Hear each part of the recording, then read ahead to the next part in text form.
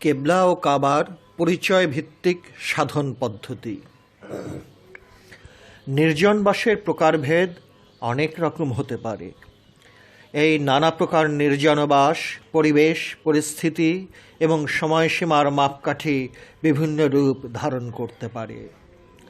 সব নির্জনবাসী যে একরকম হতে হবে এমন কথা ইসলামের বিধানে নেই।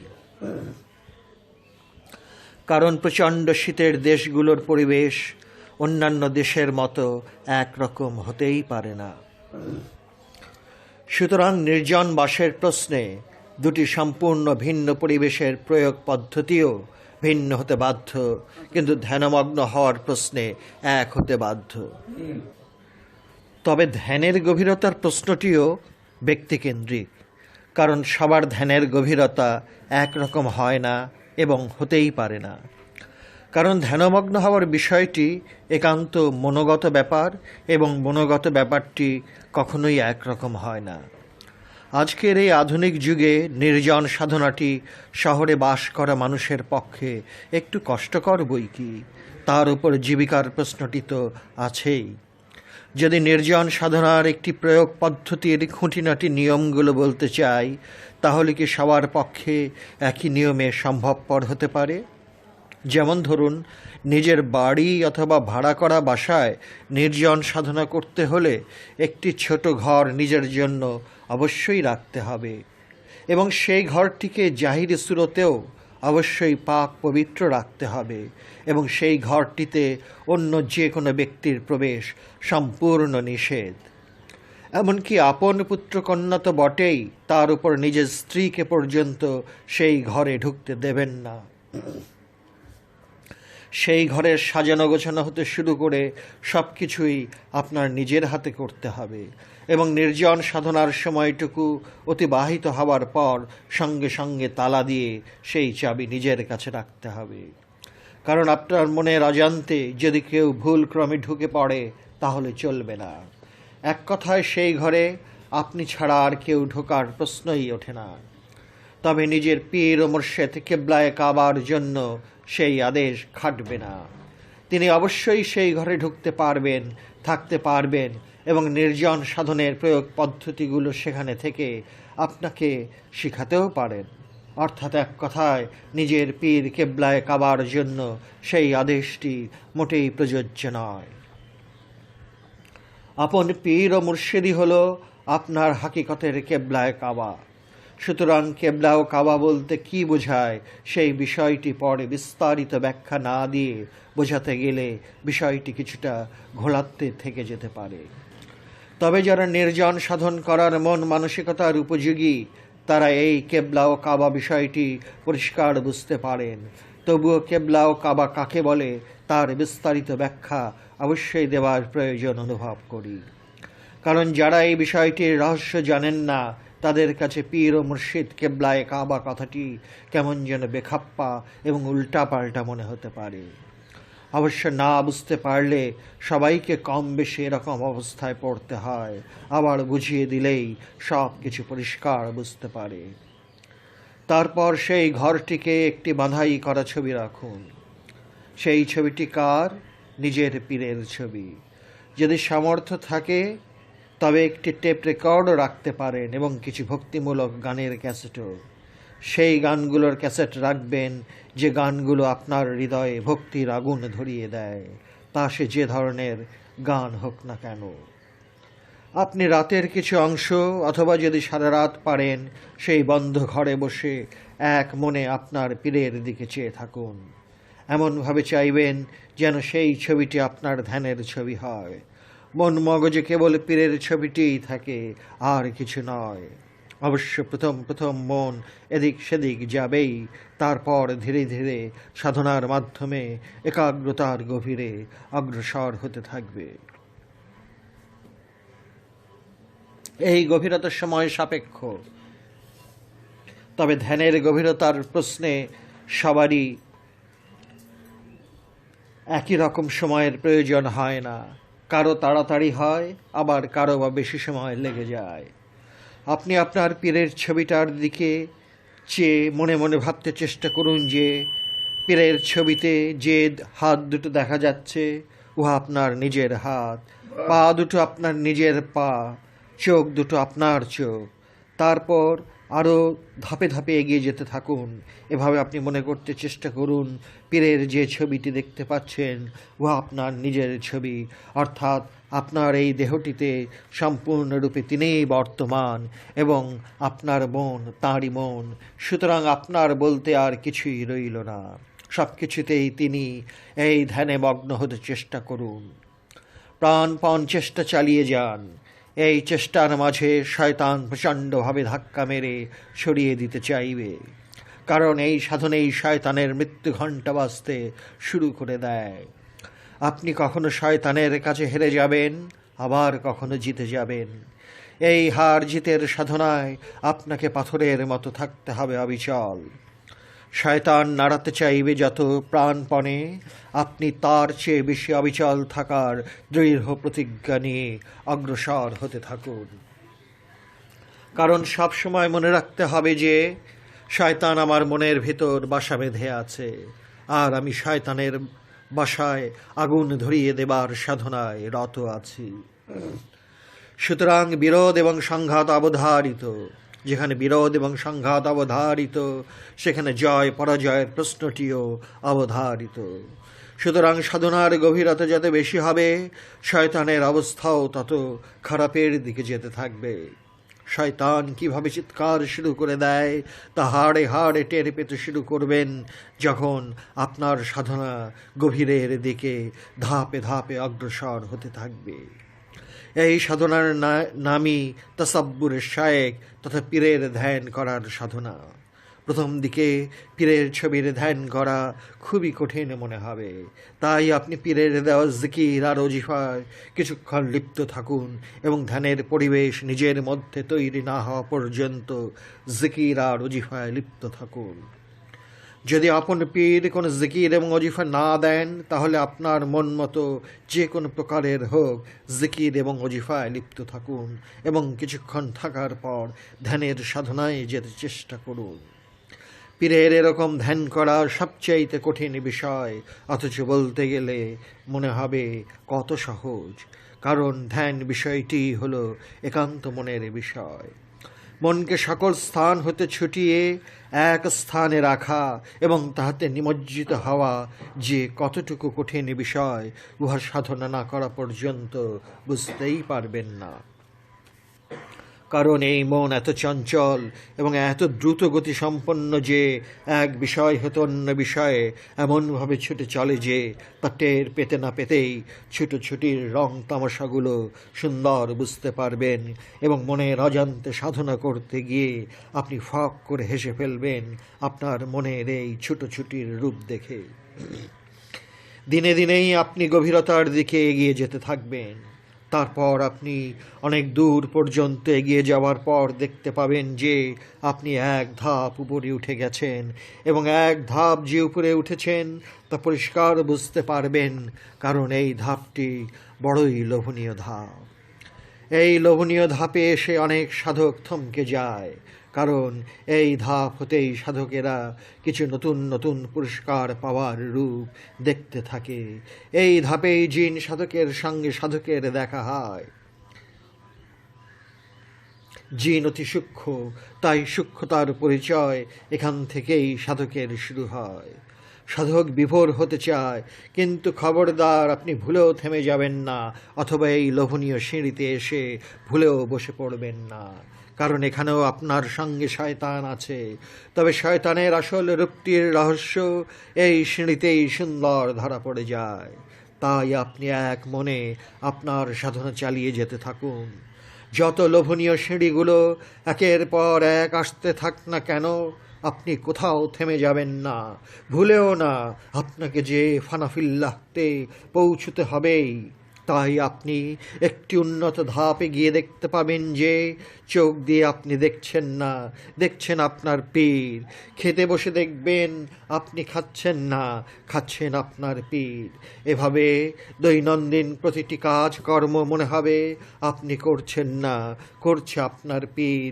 এবং এভাবেই ধীরে ধীরে একদিন আপনার মনের অজান্তে ফানার রাজ্যের দিকে অগ্রসর হতে থাকবেন। সুতরাং নির্জনে ধ্যানমগ্ন হবার জন্য একটি সম্পূর্ণ আলাদা ঘরের কতটুকু প্রয়োজন তা বুঝিয়ে বলতে হবে না। এত কিছু বুঝবার পরও যদি আপনি সাধনা করতে পারলেন না বা সাধনা করার সময়ও সুযোগ করে নিতে পারলেন না, তাহলে এই না পারাটাও আপনার তকদির। এবং এই তকদিরের লাথিউসটা যে কীরকম খেতে হবে তা পরে হাড়ে হাড়ে টের পাবেন, আর অনুশোচনার দহনে দগ্ধ হতে থাকবেন।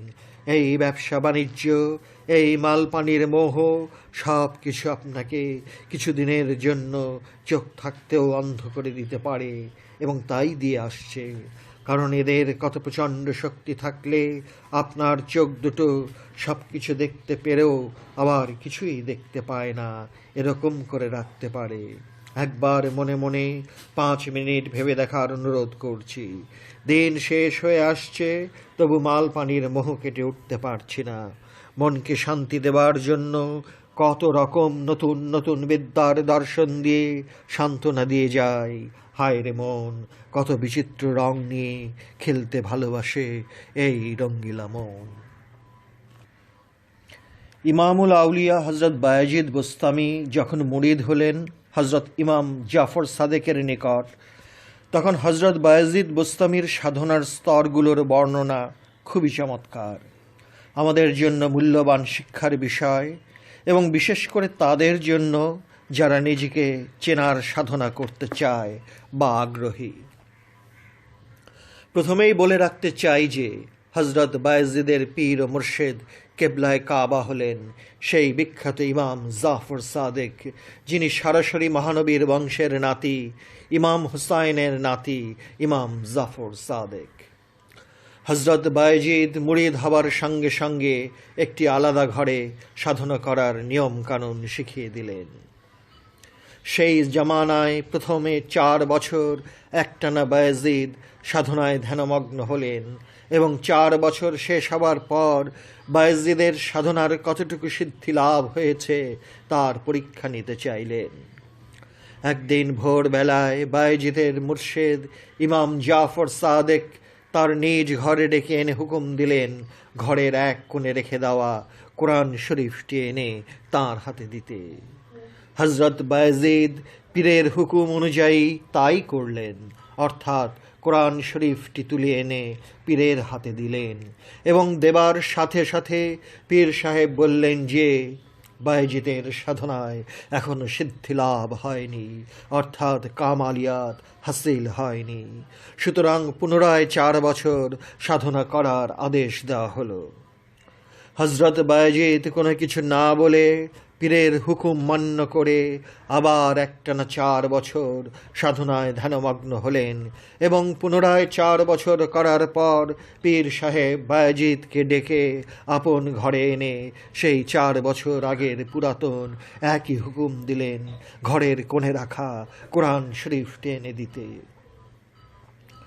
হজরত বায়েজিদ পীরের হুকুম অনুযায়ী তাহাই করলেন, এবং এতে ইমাম জাফর সাদেক বললেন যে বায়েজিদের সাধনায় এখনো সিদ্ধি লাভ হয়নি, অর্থাৎ কামালিয়াত হাসিল হয়নি। সুতরাং পুনরায় 4 বছর সাধনা করার আদেশ আবার দেওয়া হলো। হজরত বায়েজিদ কোনো কিছু না বলে পীরের হুকুম শিরোধার্য মনে করে আবার একটানা 4 বছর সাধনায় ধ্যানমগ্ন হলেন, এবং সাধনার প্রচণ্ডতা আগের চেয়ে বেশি বাড়ানো হলো, এবং 4 বছর সাধনা করার পর পীর সাহেব বায়েজিদকে ডেকে আপন ঘরে এনে সেই একই হুকুম আবার দিলেন ঘরের কোণে রাখা কোরআন শরীফটা এনে দিতে। পীরের আদেশ অনুযায়ী বায়েজিদ ঘরের কোণ হতে কোরআন শরীফ আনতে গেলেন, কিন্তু খালি হাতে পীরের সামনে এসে হাজির হওয়াতে পীর সাহেব খালি হাতে ফেরত আসার কারণ জিজ্ঞাসা করলেন। হজরত বায়েজিদ ভয়ে ভয়ে পীর সাহেবকে বললেন যে তিনি ঘরের কোথাও কোরআন শরীফ দেখতে পেলেন না, তাই খালি হাতে ফেরত আসতে হয়েছে। হজরত ইমাম জাফর সাদেক বললেন, কেন? ওই তো কোরআন শরীফটি রাখা আছে, যাও নিয়ে আসো। পুনরায় কোরআন শরীফ আনতে গেলেন, কিন্তু খালি হাতে ফেরত আসতে পীর সাহেব অবাক হয়ে প্রশ্ন করলেন, কেন খালি হাতে ফের আসা হলো? এবার বায়েজিদ ভয়ে ভয়ে উত্তর দিলেন এই বলে যে তিনি ঘরের কোথাও কোরআন শরীফ দেখতে পাচ্ছেন না। হজরত ইমাম জাফর সাদেক প্রশ্ন করলেন, তুমি তবে ঘরের ভেতরে কি কিছুই দেখতে পাওনি? উত্তরে বায়েজিদ বললেন, হুজুর না, তবে যেদিকে তাকাই না কেন কেবল আপনাকেই দেখতে পাই এবং আপনাকে ছাড়া আর কিছুই দেখতে পাচ্ছি না।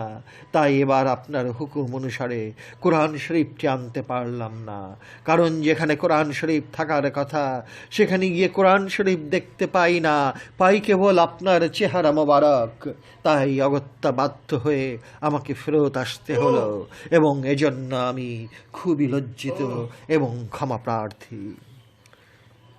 বায়েজিদের মাথায় হাত বুলিয়ে ইমাম জাফর সাদেক বললেন যে তার সাধনায় সিদ্ধি লাভ হয়ে গেছে তথা কামালিয়াত হাসিল হয়ে গেছে এবং এখন তিনি ইসলামের তাবলীগ করার উপযুক্ত। সুতরাং ইসলামের তাবলীগ তথা দাওয়াত দেওয়ার কাজে লিপ্ত থাকা সমীচীন বলে বিদায় করে দিলেন। ইসলামের তাবলীগের জন্য বায়েজিদ দেশ হতে দেশান্তরে ঘুরে বেড়াতে লাগলেন এবং এই তাবলীগের ফলে লক্ষ লক্ষ মানুষ ইসলাম ধর্ম গ্রহণ করেন।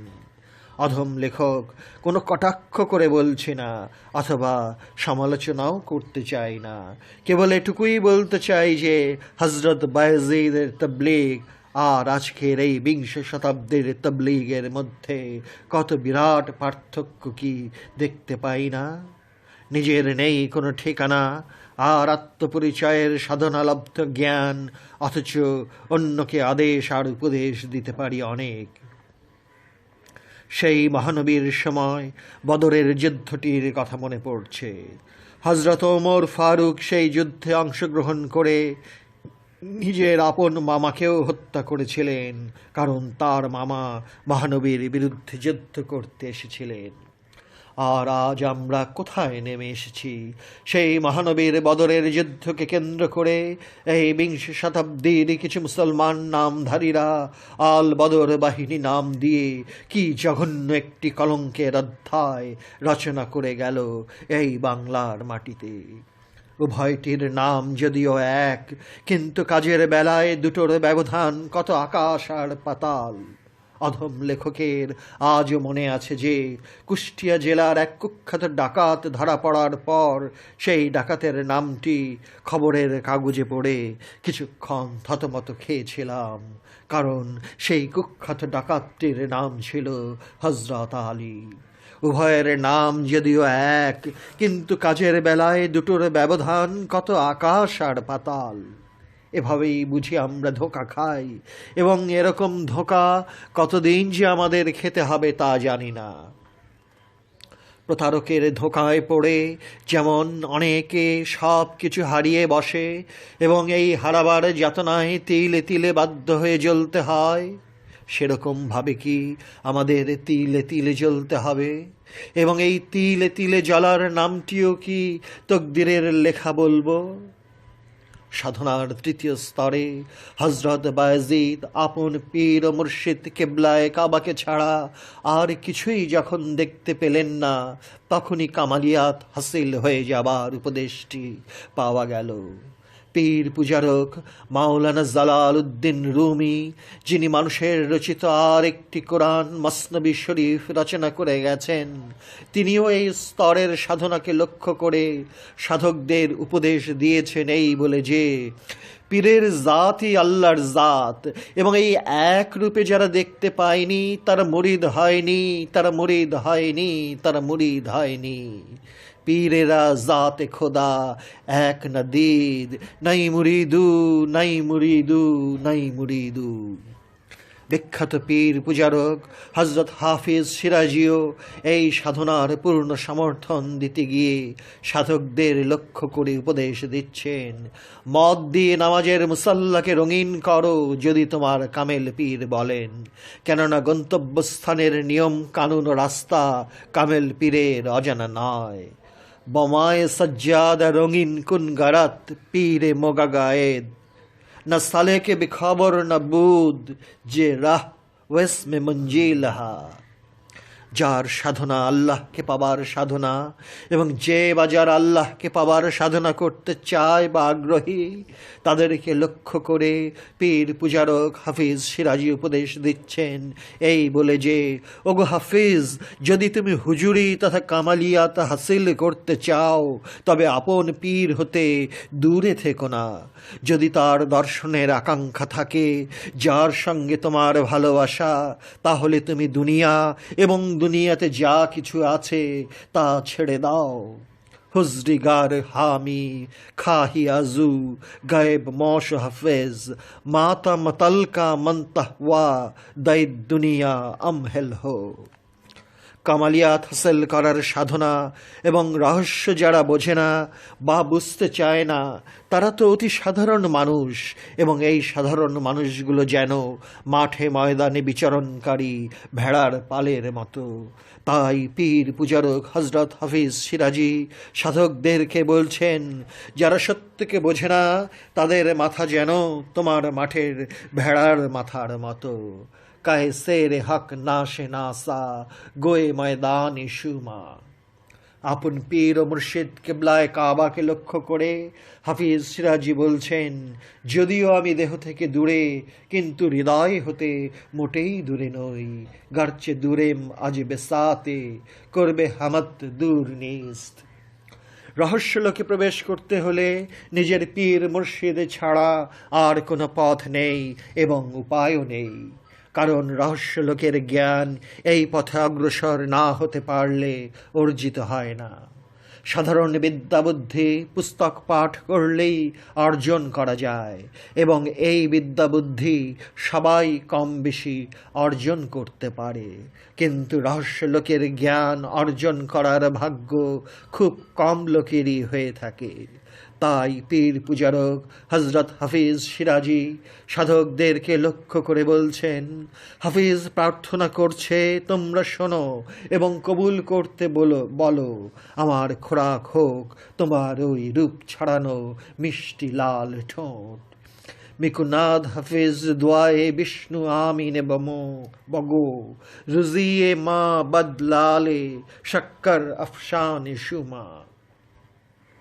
হজরত বায়েজিদ সাধনার তৃতীয় স্তরে যেমন আপন পীরকে ছাড়া আর কিছুই দেখতে পাননি, সেই একই কথা হজরত হাফিজ সিরাজিও সাধকদেরকে লক্ষ্য করে বলছেন, আপন পীরের নিরময় স্রোত দেখতে পাচ্ছি সবখানে, বাহার সুরত জমালে ইয়ারে দিদাম।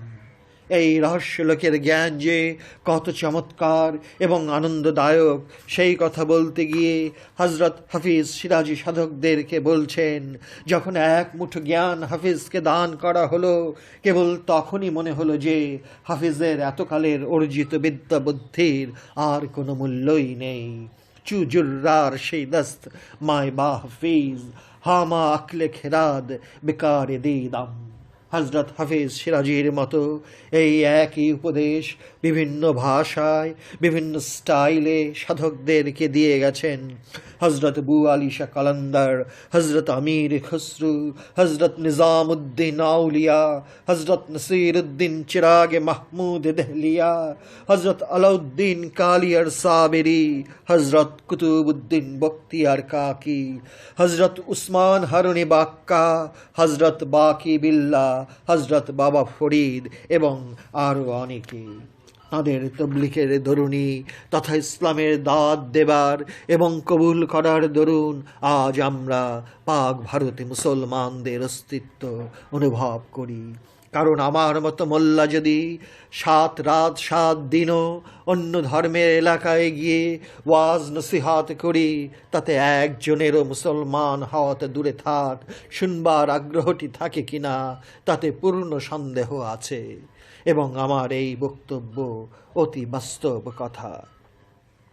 যারা ইসলামের আসল রূপটি দেখতে ও জানতে চায় তাদের পক্ষ হয়ে আমাদের একমাত্র সরকারি ধর্মীয় প্রতিষ্ঠান ইসলামিক ফাউন্ডেশনকে আকুল আবেদন করছি, এই ওলিয়ে কামেলদের পীর পূজার রচনাগুলো বাংলা ভাষায় অনুবাদ করতে, এবং সেই অনুবাদে যেন অনুবাদকের গন্ধ না থেকে একদম নিরপেক্ষ অনুবাদ হয়। পীর পূজার রহস্য এবং গভীরতা সবার মগজে প্রবেশ করা চারটিখানি কথা নয়। স্থূল দৃষ্টির মাপকাঠিতে পীর পূজার কথাটি শুনলে শিরক বেদাতের গন্ধ পাবার সম্ভাবনা থাকে 16 আনা। এই জন্যই পীর পূজারকদের প্রত্যেককে একটি খাসা টাইটেল দেওয়া হয়েছে। সেই খাসা টাইটেলটির নাম হলো কাফের। অথচ এই পীর পূজাই যে সত্যিকার অর্থে আল্লাহর পূজা, এই কথা বুঝবার শক্তি অর্জন করা তত সহজ কথা নয়। ল অব রিলেটিভিটি এবং অত্যাধুনিক কোয়ান্টাম মেকানিজমের মতো সাংঘাতিক কঠিন অঙ্কগুলোর রহস্য কি স্কুলের ছাত্রছাত্রীদের পক্ষে বোঝা সম্ভব? স্কুলের ছাত্রছাত্রীদের পাতে দিতে গেলে কি পাগল বলবে না? অথচ বিজ্ঞানের জয়যাত্রার চমক লাগিয়ে দিচ্ছে এই সাংঘাতিক কঠিন, যাহা সাধারণের মাথায় ঢুকানোর প্রশ্নটাকেই পাগলামি বলা হয়, সেই সব থিওরির উপর ভিত্তি করে। এসব থিওরি হতেও যদি আধ্যাত্মিক জ্ঞানী হওয়া কঠিন না হয়, তাহলে মহানবীর কথা তো বাদই দিলাম, কোনো নবী সবার জন্য শিক্ষাগুরু হতে পারেন না। হাতের আঙুলের ইঙ্গিতে চাঁদ দুটুকরো হয়ে যাওয়া এবং পরে জোড়া লাগানোর জ্ঞান এখনও অত্যাধুনিক বিজ্ঞানের কাছে কল্পনা বলে মনে হয়। সমস্ত সৃষ্টি রাজ্য যেখানে অতিক্রম করে মেরাজের কথাটি আজ বিজ্ঞানীদেরকে ভাবিয়ে তোলে। যীশুখ্রিস্টের সশরীরে প্রথম আকাশ অতিক্রম করে 4 আসমানে যাওয়ার কথাটি আজকের বিজ্ঞানীদেরকে অবাক করে।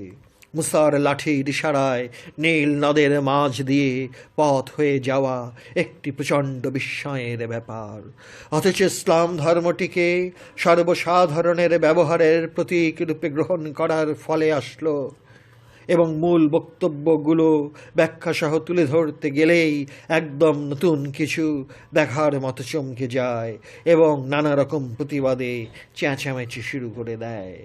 গোড়ামি সব কিছু বুঝে গেছি মার্কা তথাকথিত মোল্লাতন্ত্রকেই ইসলামের মূল মন্ত্র ভেবে অনেকেই ধর্ম বিষয়টিকে পাশ কেটে চলেন, দেখেও না দেখার ভান করতে বাধ্য হন, কারণ তারা মোল্লার দাঁড়িপাল্লায় মহানবী মুহাম্মদকে মাপতে চান এবং মাপতে চান অন্যান্য নবীদেরকে একই রকম দৃষ্টির দর্শন দিয়ে। অথচ যে কথাগুলো মূল এবং আসলে বিষয়, সেগুলোর দাম সাধারণ সমাজে কোনো দিন হয়নি এবং এখনও তাই আছে। তবে আগের চেয়ে মানুষ এখন গ্রহণ করার মানসিকতা অনেকখানি অর্জন করতে পেরেছে এবং অদূর ভবিষ্যতে সবাই কম বেশি আসল বিষয়টির মূল্য দিতে পারবে।